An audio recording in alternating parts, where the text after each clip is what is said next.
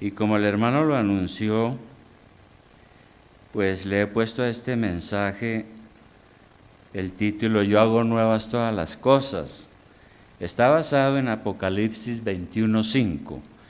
Vamos a mirar Apocalipsis 21:5.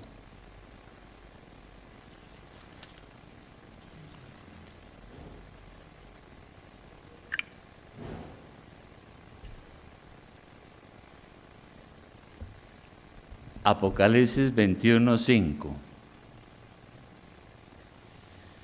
Dice así la palabra del Señor. Y el que estaba sentado en el trono dijo: He aquí yo hago nuevas todas las cosas. Y me dijo: escribe, porque estas palabras son fieles y verdaderas. Bueno, desde hace algunos años yo he venido escuchando, y hay libros sobre eso, de lo que se conoce como la venida de un nuevo orden mundial. Y tal vez algunos han oído hablar de eso. Un nuevo orden mundial. Entonces se piensa que va a haber un gobierno mundial unificado. Y sobre esa teoría también hay aplicaciones apocalípticas y dicen que ese será el anticristo. Y que todas las cosas van a cambiar de una manera espectacular. Y hay sobre eso también teorías de conspiración. Ahí dicen que los masones están metidos en la política, en la economía, en todos los países, y que ellos tienen una agenda para el nuevo orden mundial. Y hay muchos libros y escritos sobre eso, que uno queda perdido leyendo tanta cosa del asunto. Pero en esta mañana yo quisiera hablarles, hermanos, de lo que me parece a mí que es el nuevo orden mundial, del verdadero orden mundial.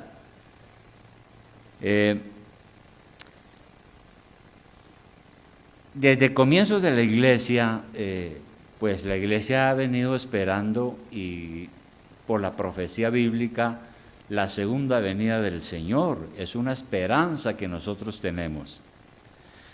Y también hemos leído en la Biblia que este mundo, como lo conocemos ahora, no durará para siempre, que es lo que la mayoría no cree, ¿no? Cree que esto es secula seculorum, pero la palabra nos dice que este mundo no durará para siempre, tal y como lo conocemos. Ahora, por allá en el año 90 al 95 después de Cristo,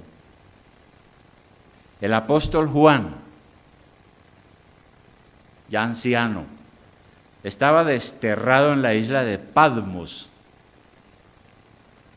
en el Mediterráneo, y él recibió una visión del fin de todas las cosas. Dios lo remontó al futuro y le mostró lo que nos vendrá. Y el apóstol Juan primeramente vio los juicios de Dios sobre este mundo y luego vio el fin de todas las cosas. Como dijo aquí, como leímos ahora, el Señor al final dice: yo hago nuevas todas las cosas. Y lo que la palabra nos enseña es que en primer lugar habrá un nuevo universo. Vamos otra vez a abrir ahí en Apocalipsis 21, donde ya miramos, porque dice el apóstol Juan, en esa visión Dios le revela y le muestra cuál será el fin de todas las cosas. Dice: vi un cielo nuevo y una tierra nueva, porque el primer cielo y la primera tierra pasaron, y el mar ya no existía más. Entonces habrá un nuevo universo. Tenemos una profecía del propio Señor Jesucristo sobre el fin de todas las cosas en los evangelios, y necesitamos tener fe para creer. Por allá en el año 65 aproximadamente, después de Cristo, El apóstol Pedro dio una profecía también. Recordemos que Pedro anduvo con el Señor y él entregó una profecía donde muestra que desde esa época en que se empezó a predicar estos asuntos, ya habían muchos que tenían dudas. Vamos a mirar ahora entonces segunda de Pedro, capítulo 3, versículo 1. Segunda de Pedro, capítulo 3, versículo 1. El apóstol Pedro entonces aquí nos habla de cómo será ese nuevo universo. Y inicia diciendo aquí en esta parte: amados, esta es la segunda carta que os escribo, y en ambas despierto con exhortación vuestro limpio entendimiento, para que tengáis memoria de las palabras que antes han sido dichas por los santos profetas y del mandamiento del Señor y Salvador dado por vuestros apóstoles. Sabiendo primero esto, que en los postreros días, postreros quiere decir últimos días, estamos en los últimos días también ya, vendrán burladores andando según sus propias concupiscencias y diciendo: ¿dónde está la promesa de su advenimiento? Porque desde el día en que los padres durmieron, todas las cosas permanecen así como desde el principio de la creación. Entonces ya en el año 65 después de Cristo, ya había gente en las iglesias reuniéndose en cultos, pero algunos decían, pero ¿dónde está eso de que Cristo va a venir? Llevamos 60 años predicando de la venida de Cristo, ¿y dónde está esa promesa? No se ha cumplido. Habían dudas. Los incrédulos decían, todo sigue igual. Pero ¿qué sigue diciendo el apóstol aquí en el versículo 5? Estos, o sea, los que piensan así, ignoran voluntariamente que por la palabra de Dios, los cielos y también la tierra que proviene del agua y por el agua subsiste, por lo cual el mundo de entonces pereció anegado en agua, el diluvio universal.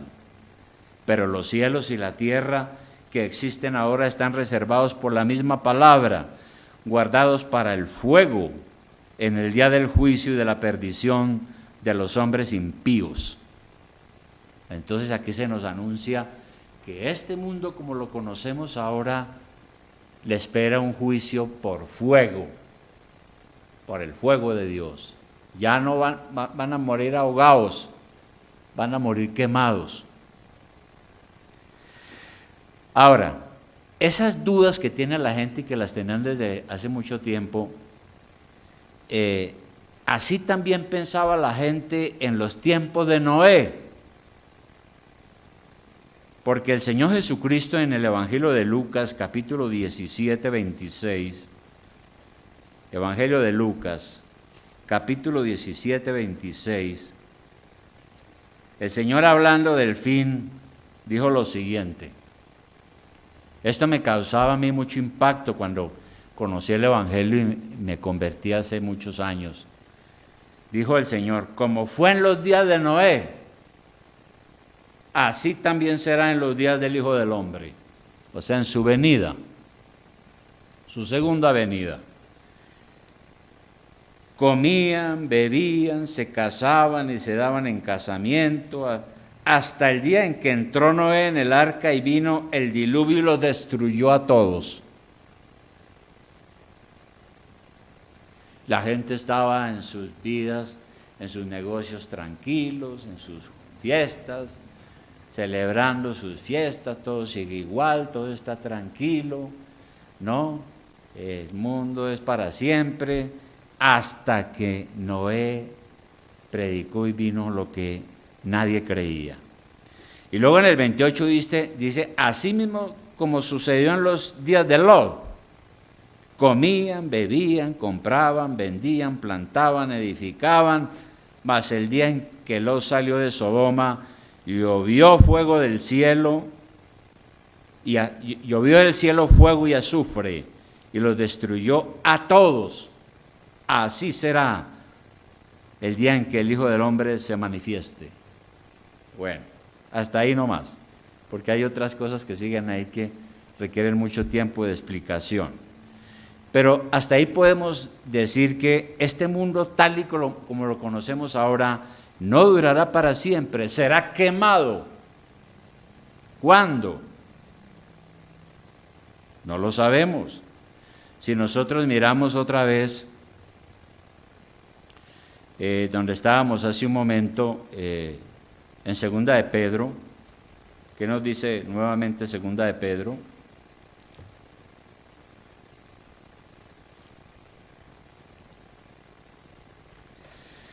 En Segunda de Pedro, capítulo 3, ahora en el versículo 10, Segunda de Pedro 3:10, pero leamos desde el Nuevo. Dice: el Señor no retarda su promesa, según algunos la tienen por tardanza. Es decir, aquellos que dicen, no, pero ya han pasado 65 años y no ha venido el Señor. Todo lo que dijo, ¿cuál verdad hay en eso? Y nosotros tenemos es como dudas. Y les responde aquí Pedro: el Señor no retarda su promesa, según algunos la tienen por tardanza, sino que es paciente para con nosotros, no queriendo que ninguno perezca, sino que todos procedan al arrepentimiento. Pero el día del Señor vendrá como ladrón en la noche, o sea, sin aviso, en el cual los cielos pasarán con gran estruendo y los elementos ardiendo serán deshechos y la tierra y las obras que en ella hay serán quemadas. Puesto que todas estas cosas han de ser deshechas, ¿cómo no debéis vosotros andar en santa y piadosa manera de vivir? ¿Cuándo será? No lo sabemos, pero será cualquier momento. Este mundo se derretirá como la lava de un volcán. Nosotros creemos a la palabra de Dios, como dice aquí el versículo 13. Pero nosotros esperamos, según sus promesas, cielos nuevos y tierra nueva, en los cuales mora la justicia. Esa es la gran esperanza. Ahora, todas las profecías del Antiguo Testamento se cumplieron. Por ejemplo, la venida de Cristo se cumplió con exactitud, pero esta profecía no se ha cumplido todavía. Realmente, este sí va a ser un nuevo orden mundial, creo. El cielo y la tierra van a experimentar un cambio tremendo, una gran renovación. El cielo y la tierra serán cambiados, redimidos y regenerados bajo la mano poderosa del Señor. Y por eso habrá un nuevo universo. Como leímos al comienzo, el Señor dice: yo hago nuevas todas las cosas. Pero no solo habrá un nuevo universo, sino una nueva iglesia gloriosa. Ahora miremos Apocalipsis nuevamente, Apocalipsis 21. Capítulo 21 que ya lo hemos mirado. Ya leímos el primero, volvamos a leerlo, Apocalipsis 21. En esa visión del apóstol Juan, donde ve el futuro de lo que ha de venir, vi un cielo nuevo y una tierra nueva, porque el primer cielo y la primera tierra pasaron y el mar ya no existía más. Y yo, Juan, vi la santa ciudad, la nueva Jerusalén, descender del cielo de Dios, dispuesta como una esposa ataviada para su marido. Y oí una gran voz del cielo que decía: he aquí el tabernáculo de Dios con los hombres, y Él morará con ellos, y ellos serán su pueblo, y Dios mismo estará con ellos como su Dios. Entonces Él vio a la nueva Jerusalén. ¿Y qué es eso? ¿Qué significa? ¿Cuál es la nueva Jerusalén? Es la iglesia de Dios. Es la nueva Jerusalén. Casi todos los grandes eruditos de la palabra de Dios están de acuerdo en esto. aunque hay gente que se inventa otras cosas. Esa iglesia está lista a unirse a su esposo para siempre. Y eso es una metáfora. Una metáfora es una comparación entre dos cosas que son distintas para explicar el asunto. Entonces, Juan utiliza una metáfora que nos habla de la comunión íntima entre Dios y su pueblo. Y la metáfora que usa es la boda. Una boda en la cual la novia es preparada y adornada para su esposo. Y el esposo es el Señor Jesucristo. Él es quien ha purificado la iglesia, la ha presentado a sí mismo sin mancha ni arruga, dice Efesios 5:26. Leamos esa parte de Efesios 5:26. Porque para Dios la unión matrimonial es excelsa, es suprema. Efesios 5:26, por ejemplo, hablando del matrimonio, el apóstol Pablo compara el amor de Cristo por su iglesia como el amor del esposo por la esposa, ¿no?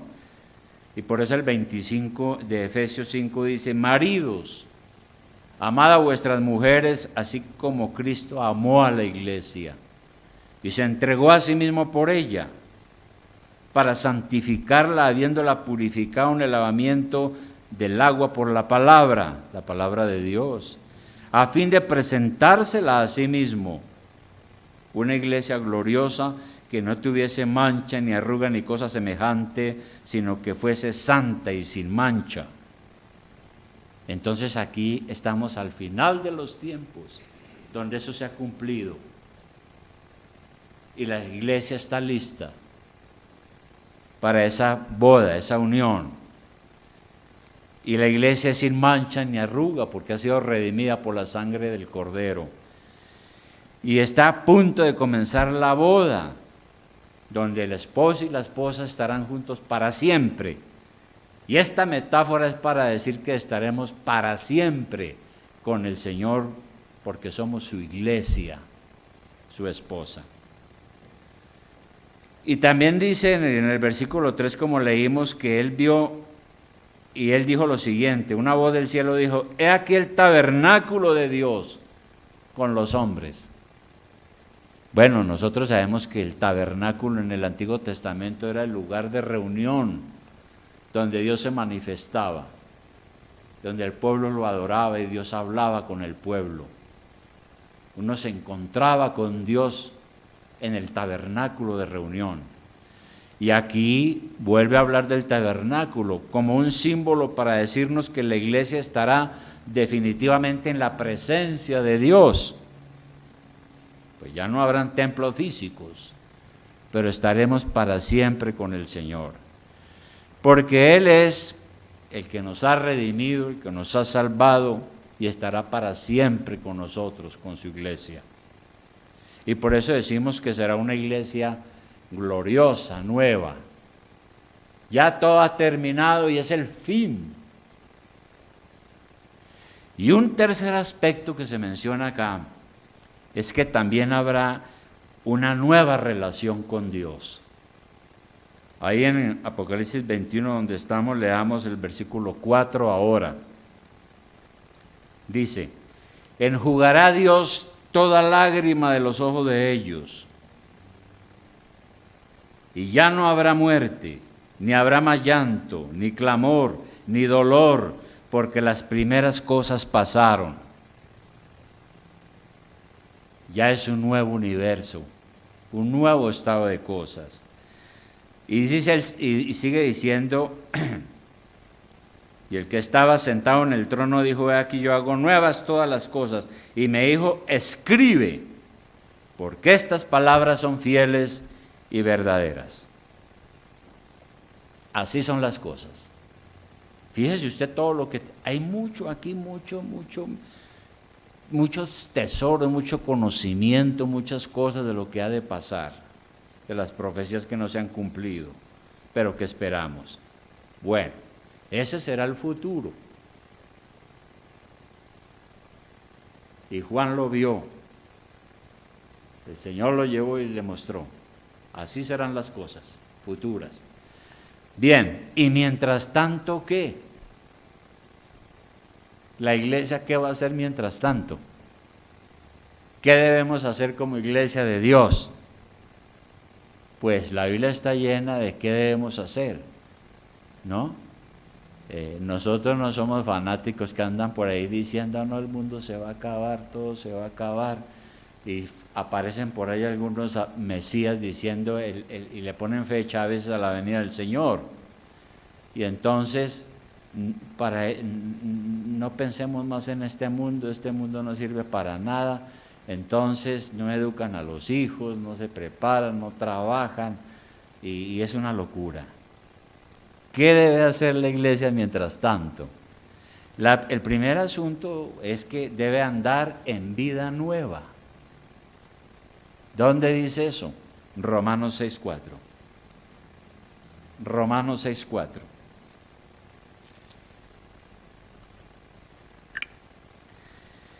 El apóstol Pablo, escribiendo aquí en Romanos 6:4, dice lo siguiente: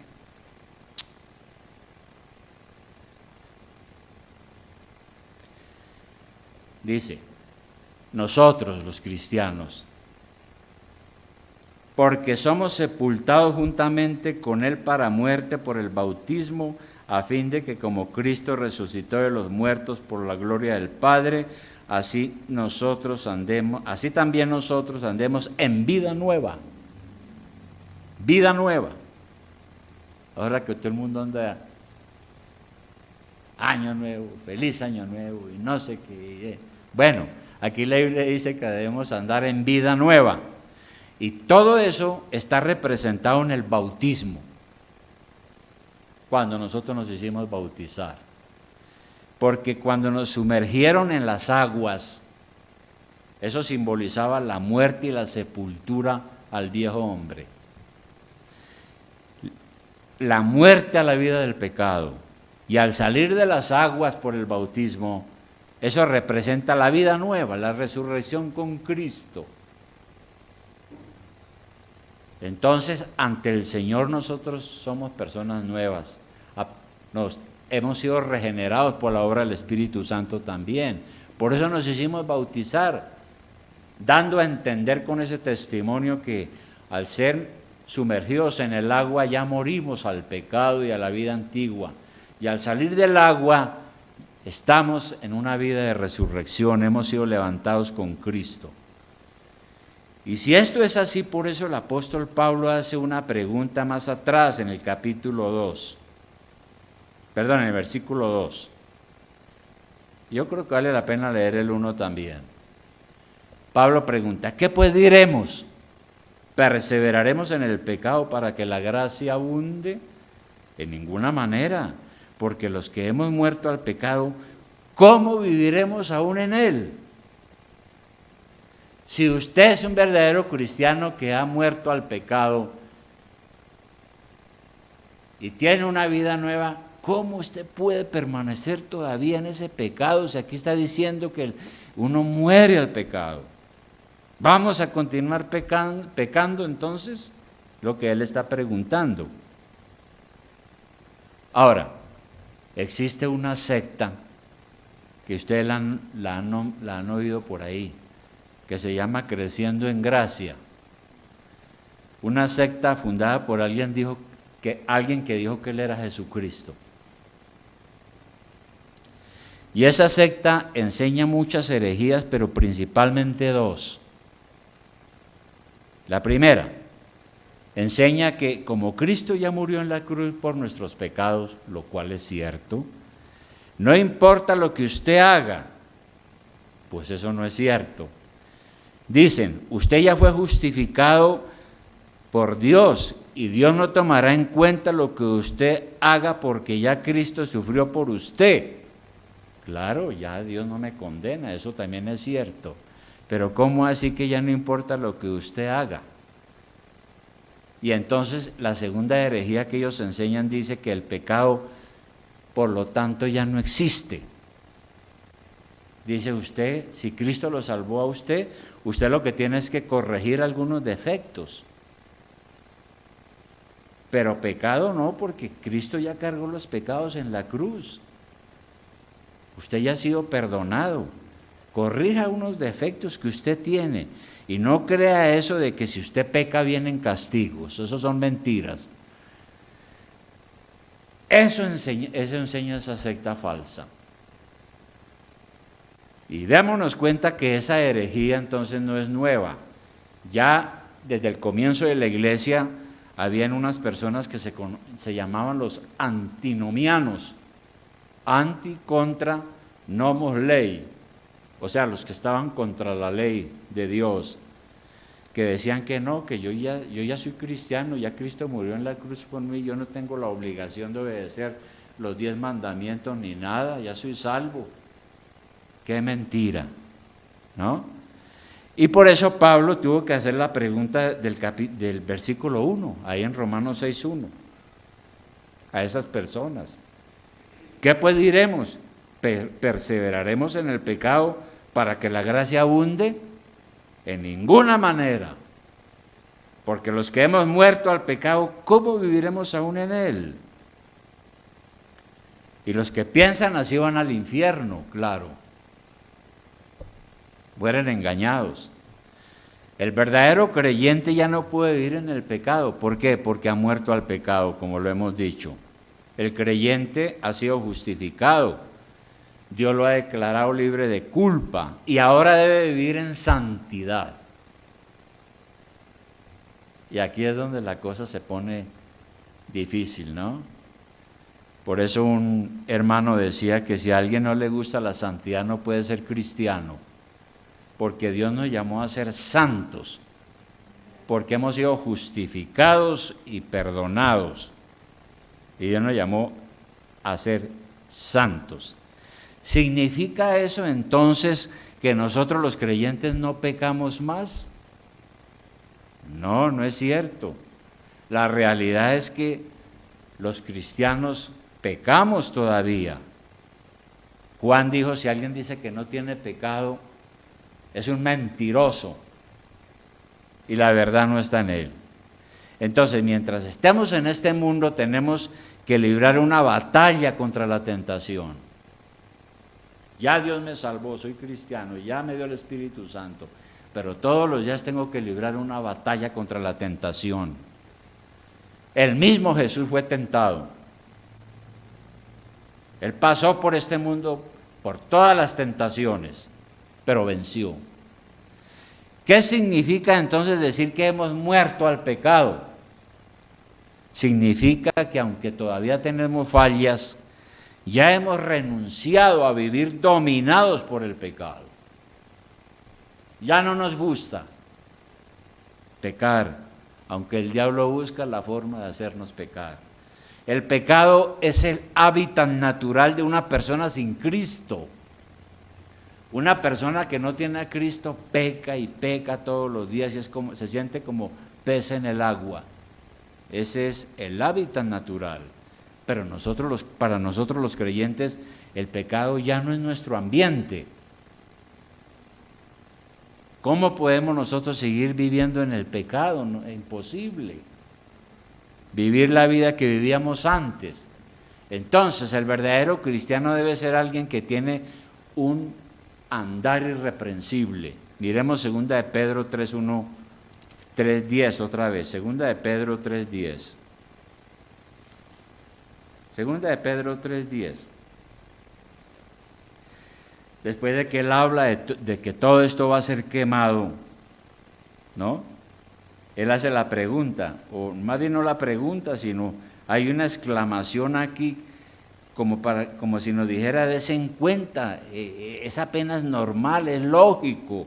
Dice, puesto que todas estas cosas han de ser desechas, ¿cómo no debéis vosotros andar en santa y piadosa manera de vivir? Es lo que él dice acá. Nosotros tenemos que mantenernos sin mancha, irreprensibles en paz. Tenemos una esperanza y nosotros creemos lo que la palabra dice, lo que el Señor nos ha prometido.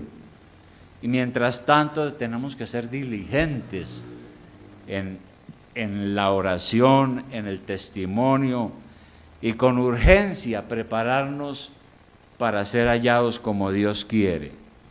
¿Y cómo quiere encontrarnos Dios? Quiere encontrarnos arrepentidos, viviendo en santidad.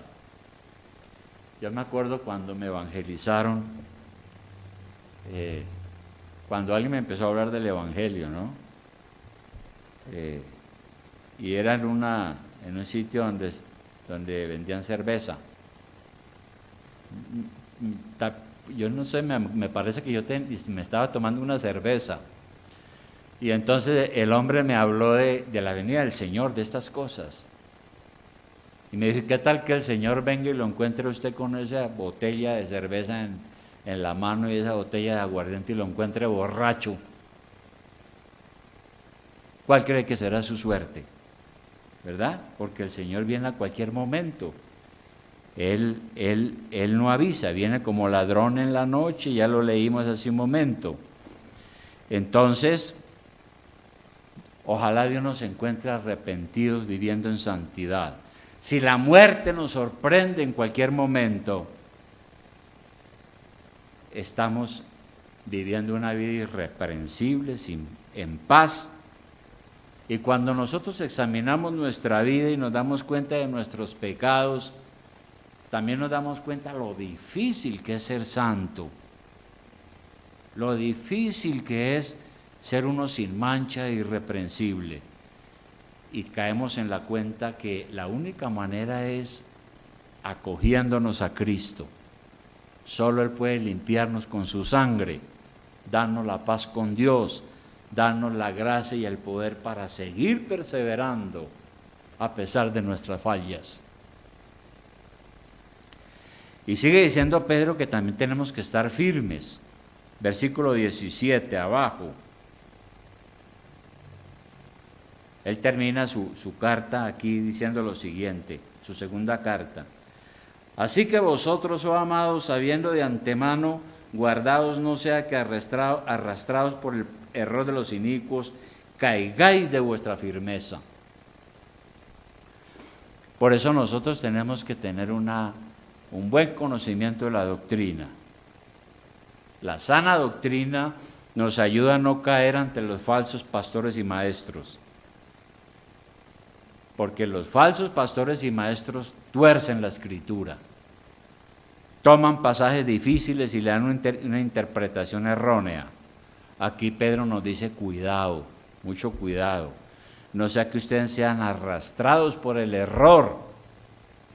Aquellas personas que usan la Biblia y la acomodan a sus propios pecados y engañan a otros.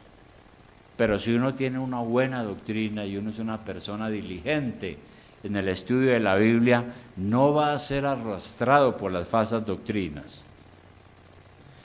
Y debemos, como dice el versículo 18, estar en constante crecimiento. Dice, antes bien, creced en la gracia y el conocimiento de nuestro Señor y Salvador Jesucristo. A Él sea gloria ahora y hasta el día de la eternidad. Amén. En constante crecimiento, dice el apóstol. Y en el original griego hay una palabra que ha sido traducida, y la palabra es simplemente progresar. Debemos estar progresando en la gracia de Dios. Es decir, tenemos que estar aprovechando todo lo que Dios nos ha dado con la salvación. Todo lo que hemos recibido sin merecerlo. Por la gracia de Dios hemos sido rescatados del pecado. Por la misericordia de Dios. Porque Dios hubiera podido dejarnos allá donde estábamos, en las tinieblas del error, pero Dios tuvo misericordia por su gracia. Por la gracia de Dios Él nos ha hecho sus hijos mediante la regeneración. Por la gracia de Dios es que cada día el verdadero creyente va progresando en esa nueva vida que Dios le ha dado. Y progresar en la vida cristiana no es otra cosa que lo que llamamos la santificación, ¿no? Es buscar cada día someternos al Señor y hacer su voluntad. Si uno dice que es cristiano y se le olvida que es cristiano, hermano, y se cae bajo toda tentación, pues no está progresando en nada. Si no lee la Biblia y se entera de lo que manda Dios, pues no va a progresar. Si no cumple lo que Dios manda, no va a progresar. Nadie va a progresar siendo un rebelde, un incrédulo, que no está dispuesto a arrepentirse y a darse cuenta que Dios lo ama y que su bondad es inmerecida. Y que lo que Dios nos da no es porque lo merecemos, sino porque Él lo da por su amor y su misericordia, por su gracia generosa. Y si no somos serios en esto, no vamos a progresar si no somos agradecidos con lo que Dios nos ha dado. Así que, hermanos, con conclusión a esto, nosotros esperamos cielos nuevos y tierra nueva, sobre los cuales mora la justicia, dice el apóstol. Es algo que el que no tiene a Jesucristo en su corazón y en su vida, algo loco. Por eso fue que a Pablo le decían que él era loco y que el evangelio es una locura. Pero va a ser cierto. En este momento nosotros somos la iglesia militante, la iglesia que está en la lucha, eso quiere decir militante. Somos una iglesia militante. Tenemos que orar por el mundo, tenemos que dar testimonio, tenemos que ser sal y luz del mundo, porque vivimos en un mundo que es hostil al evangelio, un mundo enemigo de Dios. Vivimos en medio de una generación incrédula y perversa que no está buscando a Dios, que se mata todos los días de múltiples formas y viola todos los mandamientos de la ley de Dios. Una generación que está colmando la medida de sus pecados, como dijo el Señor en Mateo 24:36. Mateo 24:36. En Mateo 24:36, podemos leer el 35, Mateo 24:35. Mateo 24:35, dice el Señor: el cielo y la tierra pasarán, pero mis palabras no pasarán.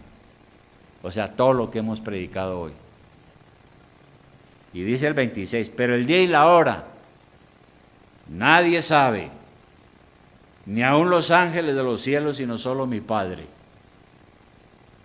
Mas como en los días de Noé, así será la venida del Hijo del Hombre. Porque como en los días antes del diluvio estaban comiendo y bebiendo, casándose y dando en casamiento hasta el día en que Noé entró en el arca, y no entendieron hasta que vino el diluvio y se los llevó a todos, así será también la venida del Hijo del Hombre. ¿Ve? En este momento, nosotros somos entonces la iglesia militante, pero un día seremos la iglesia triunfante. ¿Cuándo? Como leímos en Apocalipsis 21, Juan dice que vio la nueva Jerusalén descendiendo del cielo como una esposa adornada para su marido. Estaremos en la gloria de Dios para siempre y allá no habrá pecado, ni muerte, ni dolor. Increíble, espectacular. Eso es lo que nos promete la palabra. Tenemos que creerlo y así es, porque es lo que nos sostiene. Mientras llega el cumplimiento de esas profecías, entonces Pedro nos hace esa exhortación que ya vimos de segunda de Pedro, ¿no? Capítulo 3, 11, 12, que dice él: puesto que todas estas cosas han de ser deshechas o destruidas, ¿cómo no debéis vosotros andar en santa y piadosa manera de vivir, esperando y apresurándoos para la venida del día de Dios, en el cual los cielos, encendiéndose, serán deshechos y los elementos siendo quemados se fundirán como la lava de un volcán? Pero nosotros esperamos, según sus promesas, cielos nuevos y tierra nueva, en los cuales mora la justicia. Por lo cual, oh amados, estando en espera de estas cosas, procurad con diligencia ser hallados por Él sin mancha e irreprensibles en paz. Sea que el Señor venga o sea que llegue la hora de entregarle cuentas, no sabemos. No sabemos cuál es el momento en que Dios nos llame a su presencia, como puede ser el momento en que se desata un cataclismo de proporciones increíbles en el universo y se cumple esto que acabamos de decir. Vamos a orar, hermanos.